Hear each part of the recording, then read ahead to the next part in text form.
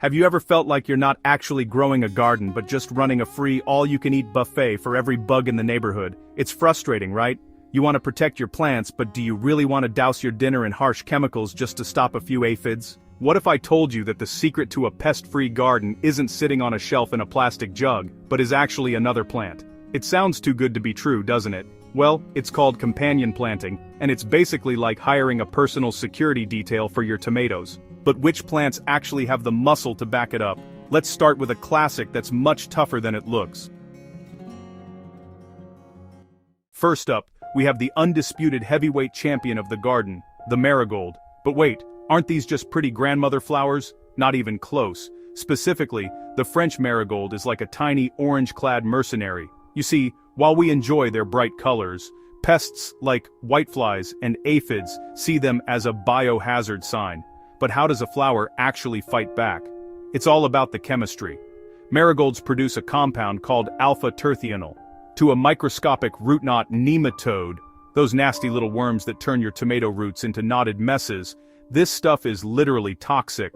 It's like a subterranean electric fence. But does this chemical defense stop at the soil line? Nope. The pungent scent of the leaves creates an odor shield that confuses flying pests. It masks the delicious smell of your prize-winning vegetables, making your garden invisible to the bad guys. But here's the million-dollar question. If they're so stinky to pests, does that mean they'll ruin the vibe for you and the good bugs? Surprisingly, no. Bees and butterflies absolutely crave them. So, you get a beautiful buzzing garden, and the pests get a one-way ticket out of town. But what happens when the pest isn't underground but hovering right over your prize-winning basil? Next up is the heavyweight of the herb garden, basil. We all love it on a margarita pizza, but did you know basil is actually a high-tech scent-masking device? It's true. While we find that sweet, peppery aroma mouth-watering to a mosquito or a common housefly, it's basically an industrial-strength repellent. But how can a leaf you put in your salad be so intimidating to a bug? It comes down to the essential oils, specifically eugenol and citronellol. These compounds interfere with a pest's ability to find its prey. Imagine trying to find a single strawberry in a room filled with 1,000 scented candles. That's exactly what happens to a tomato hornworm when it tries to find your tomatoes through a thick hedge of basil. But wait, does this invisibility cloak only work for flying pests? Not at all. Research suggests that basil planted near tomatoes can actually help reduce the population of thrips and aphids in the soil. But here's the real mystery. If basil is so busy fighting off the bad guys, does it have any energy left to help its neighbors grow? Gardeners have sworn for decades that tomatoes grown next to basil actually taste sweeter. It's the ultimate win-win, better flavor for you, and a keep-out sign for the pests. But what do you do when the pests are so aggressive that even a bodyguard can't stop them? Now, let's talk about the ultimate garden sacrifice, the nasturtium. You might look at these vibrant trumpet-shaped flowers and think they're just there for decoration, or maybe a spicy addition to your salad, but in the world of companion planting, they're actually your garden's secret service. But why would you want to plant something that pests actually love to eat? It feels a bit like inviting a thief to your front door, doesn't it? Well, this is what we call a trap crop. You see, aphids have a massive crush on nasturtiums. By planting them near your precious beans or broccoli, you're essentially giving the aphids a 5-star resort, so they leave your dinner alone. They swarm the nasturtiums, leaving your veggies untouched. But does this mean your nasturtiums are just doomed to die? Not at all. They're incredibly hardy. They take the hit, stay beautiful, and, here's the kicker, their stems actually produce a mustard oil that deters squash bugs and beetles. So, they lure in the small pests to save your crop, but they're a no-go for the big leaf munchers. It's a brilliant tactical play. But if the nasturtium is the shield, who is the heavy-duty invisible fence that keeps the truly tough invaders at bay?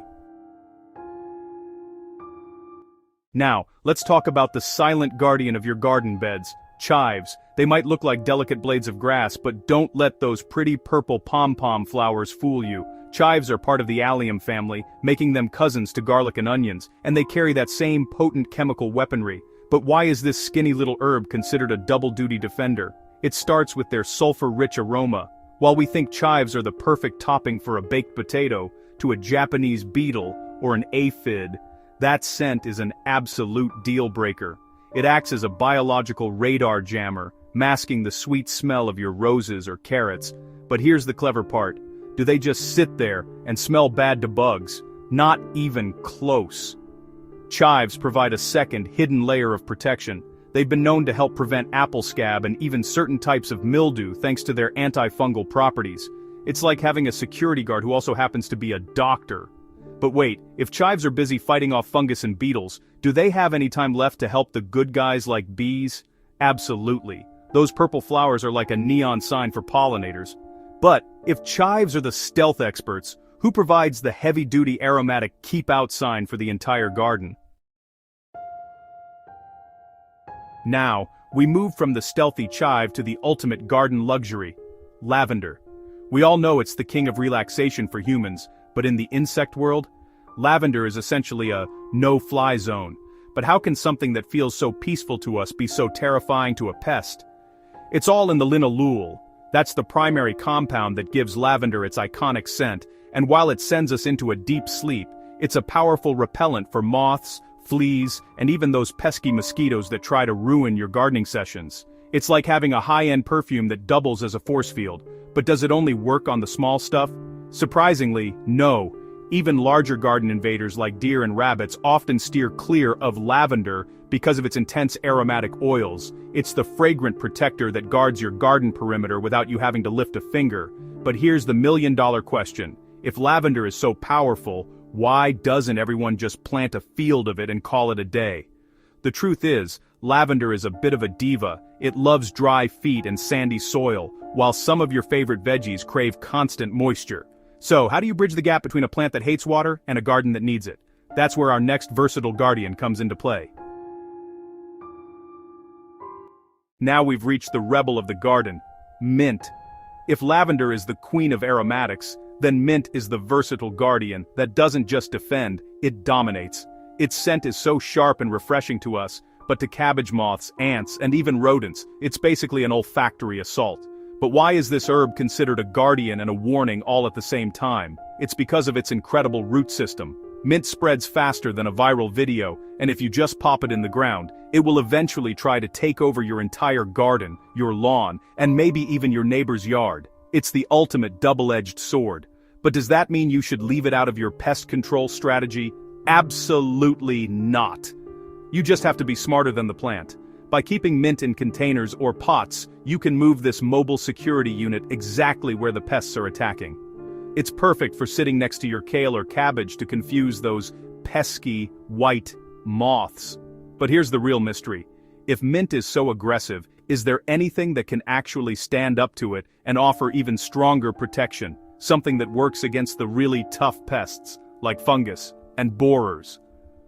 That's where we meet the heavy hitter. That brings us to the greatest of all, garlic. If the other plants on this list are the security guards, garlic is the elite special forces. We know it makes everything in the kitchen taste better, but in the soil, it's a biological powerhouse. But how can a tiny bulb buried underground protect a plant 3 feet away? It's all about the sulfur. Garlic accumulates high levels of sulfur as it grows, which it then releases into the air and the soil. This creates a literal stink barrier that confuses the radar of Japanese beetles, root maggots, and even spider mites. It's like trying to find a bakery in the middle of a tire fire. The pests just can't find their target. But does this pungent power only work on bugs? Surprisingly, no. Garlic is one of the few plants that can actually help suppress fungal diseases like powdery mildew. It's like an antifungal cream for your entire garden bed. But here's the burning question. If you plant garlic everywhere to save your roses and fruit trees, will your backyard eventually smell like a pizza parlor? You'd be surprised at how subtle the scent is to humans, while being an absolute nightmare for pests. So, now that you've got your dream team assembled, is there a wrong way to put them all together? Now, you've got your dream team of 7, but does just sticking them in the dirt guarantee a pest-free paradise? Not quite. To really unlock their power, you need to understand the gardener's secret code. First off, proximity is power. You can't plant a marigold in the front yard and expect it to protect a tomato in the backyard. To create that scent shield we talked about, your companions need to be within 12 to 18 inches of the plant they're protecting. But wait, if they're that close, aren't they gonna fight for food? That's where tip number 2 comes in. The layering technique.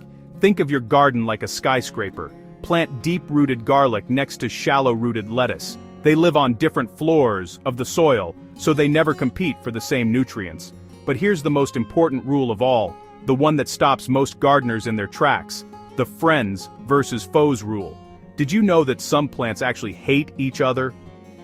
For example, while chives are amazing for roses, they can actually stunt the growth of your beans and peas. It's like putting two people who don't get along in a tiny elevator.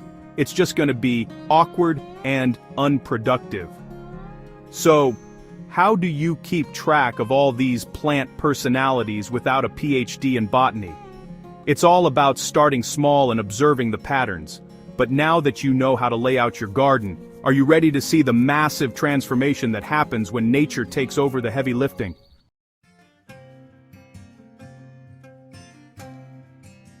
Your garden isn't just a patch of dirt, it's a living, breathing ecosystem. By choosing these 7 natural defenders, you're not just killing bugs, you're inviting life back into your backyard. But here's the real question: are you ready to stop fighting against nature and start working with it? Imagine walking out to your garden tomorrow and seeing healthy, vibrant leaves instead of holes, all while knowing your soil is cleaner and your food is safer. It sounds like a dream, but it's actually just biology. So, which of these protectors are you adding to your soil first? Will it be the Decoy Nasturtiums or the Special Forces garlic? I want to hear your plan in the comments below. If you found this helpful, hit that like button. It really helps the channel reach more gardeners just like you. And if you're serious about mastering these sacred partnerships in your garden, you've got to check out my companion planting playlist. You can find the link here in the screen. Thanks for watching, and I'll see you in the next video.